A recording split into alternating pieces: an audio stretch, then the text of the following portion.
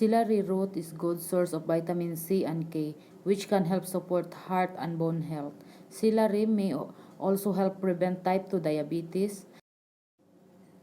People who are looking to achieve or maintain health body weight can choose celery as a low carb alternative to potato.